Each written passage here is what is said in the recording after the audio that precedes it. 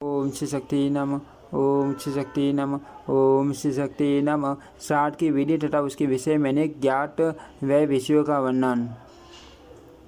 श्री जनक जी कहते हैं, मुनिश्रेष्ठ मैं श्राद्ध की उत्तम विधि का वर्णन करता हूँ, सुनो। उसे सुनकर मनुष्य सब पापों से मुक्त हो जाता है। पिता की छया तिथि के पहले दिन स्नान करके एक समय भोजन करे, जमीन पर सोए, ब्रह्मचर्य का पालन करे तथा रात में ब्राह्मणों को निमंत्रण दे। श्राद्ध करता पुरुष दातून करना, पान खाना, तेल और उबटन लगाना, मैथुन और औषध सेवन तथा दूसरों के अन्न का भोजन अवश्य त्याग दे। रास्ता चलना, दूसरे गाँव जाना, कलह क्रोध और मैथुन करना, बोझ ढोना तथा दिन में सोना, ये सब कार्य श्राद्ध करता और श्राद्ध भोक्ताओं को छोड़ देना चाहिए। यदि श्राद्ध में निमंत्रित पुरुष मैथुन करता है तो वह ब्रह्म हत्या को प्राप्त होता है और नरक में जाता है। श्राद्ध में वेद के ज्ञाता और वैष्णव ब्राह्मणों को नियुक्त करना चाहिए, जो अपने वन और आश्रम धर्म के पालन में तत्पर, परम शांत, उत्तम कुल में उत्पन्न, राग द्वेष से रहित, पुराणों के अट ज्ञान में निपुण, सब प्राणियों पर दया करने वाला, देव पूजा परायण, स्मृतियों का तत्व जानने में कुशल, वेदांत तत्व का ज्ञाता, संपूर्ण लोगों के हित में संलग्न, कर्तव्य, उत्तम गुण युक्त, गुरुजनों की सेवा में तत्पर तथा उत्तम शास्त्र वचनों द्वारा धर्म का उपदेश देने वाला हो। उसे श्राद्ध में निमंत्रण करे। किसी अंग से हीन अथवा अधिक अंग वाला कर दे, रोगी, कोढ़ी, बूढ़े नखों वाला, अपने व्रतों को खंडित करने वाला, ज्योतिषी, बुढ़ा चलाने वाला, कुत्सित वचन बोलने वाला, परी बेटा, बड़े भाई के अविवाहित रहते हुए स्वयं विवाह करने वाला, देवल, दुष्ट, निंदक, असहनशील, टूट, गाँव भर का पुरोहित, असत शास्त्रों में अनुराग रखने वाला, वसलीपति,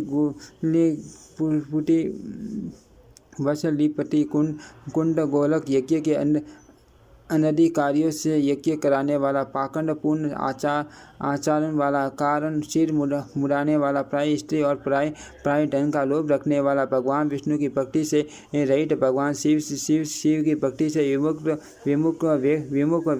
वेद बेचने वाला, व्रत का विक्रय करने वाला, स्मृतियों तथा मंत्रों से बेचने वाला, गवैया, मनुष्यों की झूठी प्रशंसा के लिए कविता करने वाला, वैद्य शास्त्रों से जीविका चलाने वाला, वेद निंदक, गाँव और वन में आग लगाने वाला, अत्यंत कामी, रस बेचने वाला, झूठी युक्ति देने में तत्पर रहने वाला, ये सब ब्राह्मण इतने पूर्वक श्राद्ध में त्याग देने योग्य हैं। श्राद्ध से एक दिन पहले या श्राद्ध के दिन ब्राह्मणों को निमंत्रित करे। श्राद्ध करता पुरुष हाथ में कुछ लेकर इंद्रियों को वश में रखते हुए विद्वान ब्राह्मणों को निमंत्रण दे और इस प्रकार कहे, हे साधु शिरोमणि, श्राद्ध में अपना समय देकर मुझ पर कृपा प्रसाद करे। तदंतर प्राप्त काल उठकर सवेरे का नित्य कर्म समाप्त करके विद्वान पुरुष कुटप काल में श्राद्ध प्रारंभ करे। दिन के 8वें मुहूर्त में जब सूर्य का तेज कुछ मंद हो जाता है, उस समय को कुटप काल कहते हैं। उसमें पितरों की तृप्ति के लिए दिया हुआ दान अक्षय होता है। ब्रह्मा जी ने पितरों का अपराह्न काल ही दिया है। मुनिश्रेष्ठ, विभिन्न द्रव्यों के साथ जो कभी असमय में पितरों के लिए दिया जाता है, उसे राक्षस का भाग समझना चाहिए। वह पितरों के पास नहीं पहुंच पाता है। सारे काल में दिया हुआ कभी राक्षस का भाग हो जाता है, उसे देने वाला नरक में पड़ता है और उसको भोजन करने वाला भी नरकगामी होता है। ब्राह्मण यदि निर्धन तिथि का मान पहले दिन एक दंडी हो और दूसरे दिन वह अपराह्न तक व्याप्त हो तो विद्वान पुरुष को दूसरे ही दिन श्राद्ध करना चाहिए। किंतु मृत्यु तिथि यदि दोनों दिन अपराह्न काल में व्याप्त हो तो अक्षय पक्ष में पूर्व तिथि को श्राद्ध में ग्रहण करना चाहिए और वृद्धि पक्ष में प्रतिथि को यदि पहले दिन अक्षय तिथि 4 घड़ी हो और दूसरे दिन वह सारे काल तक व्याप्त हो तो श्राद्ध के लिए दूसरे दिन वाली तिथि ही उत्तम मानी गई है। द्विजोत्तम निमंत्रित ब्राह्मणों के एकत्र होने पर प्रायश्चित शुद्ध हड्डी वाला श्राद्ध करता पुरुष उनसे श्राद्ध के लिए श्राद्ध के लिए आज्ञा ले। ब्राह्मणों से श्राद्ध के लिए आज्ञा मिल जाने पर श्राद्ध करता पुरुष फिर उनमें से दोनों को विश्वदेव श्राद्ध के लिए और तीन को विधि पूर्वक पितृ श्राद्ध के लिए पुनः निमंत्रित करे अथवा देव श्राद्ध तथा पितृ श्राद्ध के लिए एक ब्राह्मणों को ही निमंत्रित करे। श्राद्ध के लिए आज्ञा लेकर एक एक मंडल बनावे। ब्राह्मणों के लिए चौकोर, क्षत्रियों के लिए त्रिकोण तथा वैश्यों के लिए गोल मंडप बनाना आवश्यक समझना चाहिए और शूद्रों को मंडल न बनाकर केवल भूमि को शीश देना चाहिए। योग्य ब्राह्मणों के अभाव में भाई को, पुत्रों को अथवा अपने आप को ही सार में नियुक्त करे, परंतु वेद शास्त्र के ज्ञान से रहित ब्राह्मण को सार में नियुक्त न करे। ब्राह्मणों के पैर धोकर उन्हें आचमन करावे और नियत आसन पर बैठकर भगवान विष्णु का स्मरण करते हुए उनकी विधि पूर्वक पूजा करे। ब्राह्मणों के बीच में तथा साढ़ मंडप के द्वार देश में साढ़कर्ता पुरुष अपटा असुरा रक्षासी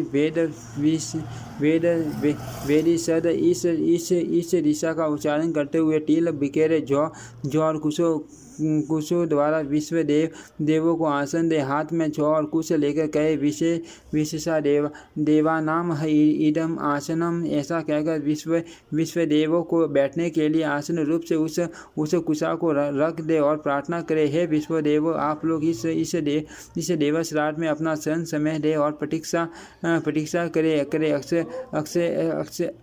अक्षयों तक। और आसन समर्पण के वाक्य में विश्व देव और पितरों के लिए षष्ठी विभक्ति का प्रयोग करना चाहिए। आह्वान वाक्य में द्वितीय विभक्ति बैठाई गई है। अन्न समर्पण के वाक्य में चतुर्थी विभक्ति का प्रयोग होना चाहिए। शेष कार्य संबोधन पूर्वक करना चाहिए। कुश की पवित्रता से युक्त 2 पात्र लेकर उनमें स, नो, देवी इत्यादि दिशा का उच्चारण करके जल डाले। फिर यवोवसी इत्यादि मंत्र बोलकर उसमें जव डाले। उसके बाद चुपचाप बिना मंत्र के ही घंट और पुष्प छोड़ दे। इस प्रकार अर्घ्य पात्र तैयार हो जाने पर विश्व देवास इत्यादि मंत्र से विश्व देवों का आह्वान करे। तरंतर या दिव्या आप इत्यादि मंत्र से अर्घ्य को अभिमंत्रित करके एकाग्रसित हो। पितर और माता माँ संबंधी विश्व देवों को संकल्प पूर्वक कर्मश अर्घ्य दे। उसके बाद गंध, पत्र, पुष्प, यज्ञों, पवित्र धूप, दीप आदि के द्वारा उन देवताओं का पूजन करे। तत्पश्चात विश्व देवों से आज्ञा लेकर पितर गणों का पूजन करे। उनके लिए सदा तिल युक्त कुशों वाला आसन देना चाहिए। उन्हें अर्घ्य देने के लिए द्विज पूर्ववत 3 पात्र रखे। स, नो, देवी इत्यादि मंत्र से जल डालकर तीरों से सोम देवत्यो इत्यादि मंत्र से तिल डाले। फिर उसन स्तवा इत्यादि मंत्र द्वारा पितरों का आह्वान करके ब्राह्मण एकाग्रसित हो या दिव्य आप इत्यादि मंत्र से अर्घ्य को अभिमंत्रित करके पूर्ववत संकल्प पूर्वक पितरों को समर्पित करे। अर्घ्य पात्रों को उलट कर पितरों के वाम भाग में रखना चाहिए। साधु शिरोमणि तदनंतर गंध, पत्र, पुष्प, धूप, दीप, वस्त्र और आभूषणों से अपनी शक्ति के अनुसार उन सब की पूजा करे। तत्पश्चात विद्वान पुरुष घट सहित अन्न का घास ले अनोकरी से अग्नि में होम करूँगा ऐसा कहकर उन ब्राह्मणों को इसके लिए आज्ञा ले मुनि करवे अथवा करवानी करूँ ऐसा कहकर श्राद्धकर्ता के पूछने पर ब्राह्मण लोग कुरुस्व करियातम अथवा कुरु करो ऐसा कहे। इसके बाद अपनी शाखा के ग्रह सूत्र में बताई हुई विधि के अनुसार उपासना अग्नि की स्थापना करके उसमें पूर्वोक्त अन्न के ग्रास की 2 आहुतियाँ डाले। उस समय सोमाय पितर मते सवदा नम ऐसा उच्चारण करे। फिर अग्नि कवय वाहनाय सवदा नम ऐसा उच्चारण करे। विद्वान पुरुष अंत में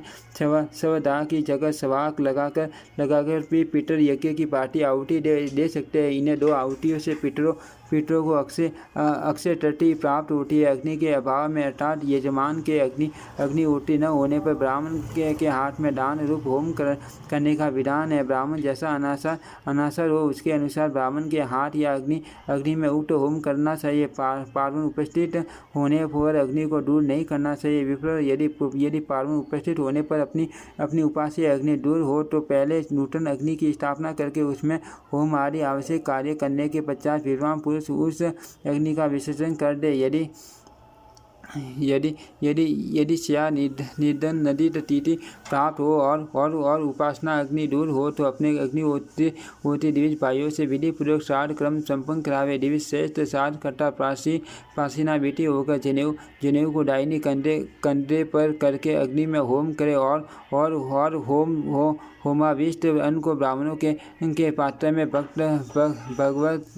भगवत स्मरण पूर्वक डाले। फिर स्वादिष्ट भक्ष्य भोज्य लयास आदि के द्वारा द्वारा ब्राह्मणों को पूजन के तदंतर एकादशी तो विश्वदेव और पीटर दोनों के लिए अन्न पुरुषे उस समय इस प्रकार प्रार्थना करें, मान बलवान महाभाग विश्वदेवगण यहाँ पधारे और जो जिस श्राद्ध में वीट हो वे उसके लिए सावधान रहे। इस प्रकार विश्वदेवों से प्रार्थना करें। ये देवास इत्यादि मंत्र से भी उनकी अभ्यर्थना करनी चाहिए। देव पक्ष से ब्राह्मणों से भी ऐसी ही प्रार्थना करें। उसके बाद ये से पितरों इत्यादि मंत्र से पितरों की अभ्यर्थना करके निम्नांकित मंत्र से उनको नमस्कार करें, जिनका तेज सब और प्रकाशित हो रहा है, जो ध्यान प्राण तथा योग दृष्टि से संपन्न है। उन मूर्त पितरों का तथा अमृत पितरों को भी मैं सदा नमस्कार करता हूँ। इस प्रकार पितरों को प्रणाम करके श्राद्ध करता पुरुष भगवान नारायण का चिंतन करते हुए दिए हुए हविष्य तथा श्राद्ध कर्म को भगवान विष्णु की सेवा में समर्पित करते। इसके बाद वे सब ब्राह्मण मौन होकर भोजन प्रारंभ करें। यदि कोई ब्राह्मण उस समय हंसता या बात करता है तो वह अवश्य राक्षस का भाग हो जाता है। पाक आदि की प्रशंसा या निंदा न करे, सर्वथा मौन रहे। भोजन पात्रों को हाथ से स्पर्श न किए हुए ही भोजन करे। यदि कोई श्राद्ध में नियुक्त हुआ ब्राह्मण पात्र को सर्वथा छोड़ देता है तो उसे श्राद्ध अंठा जाना चाहिए, वह नरक में पड़ता है। भोजन करने वाले ब्राह्मणों में से कुछ लोग यदि एक दूसरे का स्पर्श कर ले और अन्न का त्याग न करके उसे खा ले तो उसे स्पर्श जनित दोष का निवारण करने के लिए उन्हें 800 गायत्री मंत्र का जप करना चाहिए। जब ब्राह्मण लोग भोजन करते हो उस समय श्राद्धकर्ता पुरुष सदापूर्वक कभी पराजित न होने वाले अविनाशी भगवान नारायण का स्मरण करे। रक्षोधन मंत्र, वैष्णव सूक्त तथा विशेषतः पितृ संबंधी मंत्रों का पाठ करें। इसके सिवा पुरुष सूक्त, तीनासिकेत, तिमधु, टिशुपर्ण, पवमान सूक्त तथा यजुर्वेद और सामवेद मंत्रों का जप करे। अन्य पुण्यदायक प्रसंगों का चिंतन करे।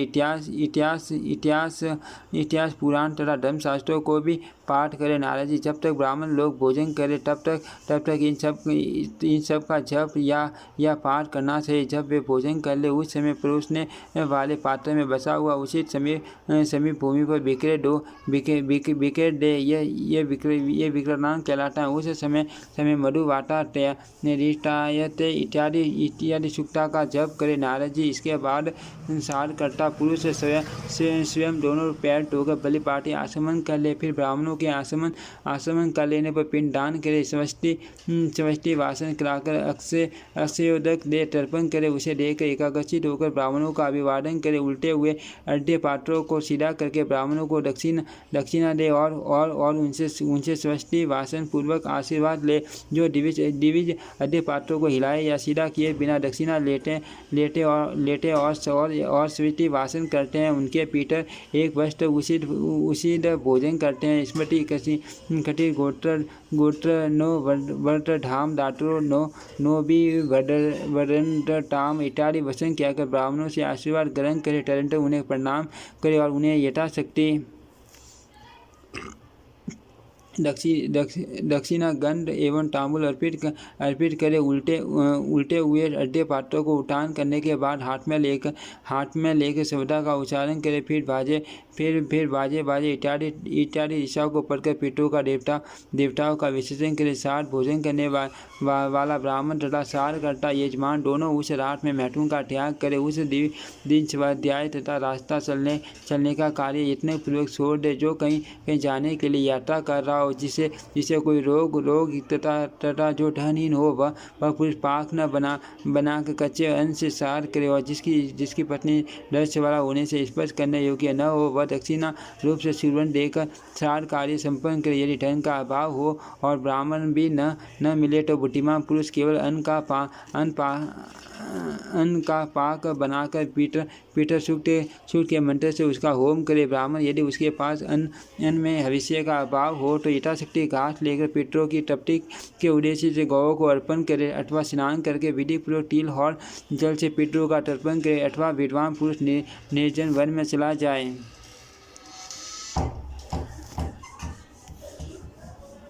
और मैं माँ पापी दरिद्र हूँ, यह कहते हुए उसे शब्द से रुदन करे। मुनिवर जो मुनि से श्रद्धापूर्वक सार करते हैं वे संपत्तिशाली होते हैं और उनकी संतान परंपरा का नाश नहीं होता। जो श्राद्ध में पितरों का पूजन करते हैं उनके द्वारा साक्षात भगवान विष्णु पूजित होते हैं और जगदीश्वर भगवान विष्णु के पूजित होने पर सब देवता संतुष्ट हो जाते हैं।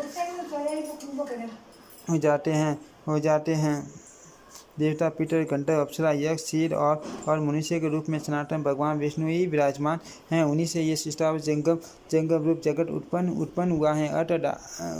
अर्थ दाता और भोक्ता सब भगवान विष्णु ही हैं। भगवान विष्णु संपूर्ण जगत के आधार, सर्वभूत स्वरूप तथा अविनाशी हैं। उनके स्वभाव की कहीं भी तुलना नहीं है। वे हव्य और काव्य के भोक्ता एकमात्र भगवान जनार्दन ही परम ब्रह्म परमात्मा कहलाते हैं। मुनि श्रेष्ठ, इस प्रकार आपसे श्राद्ध की उत्तम विधि का वर्णन किया गया। इस विधि से श्राद्ध करने वालों का पाप तत्काल नष्ट हो जाता है। जो श्रेष्ठ देवी श्राद्ध काल में भक्तिपूर्वक इस प्रसंग का पाठ करता है उसके पितर संतुष्ट होते हैं और संतति बढ़ती है। ओम श्री शक्ति नमः। ओम श्री शक्ति नमः। ओम श्री शक्ति नमः।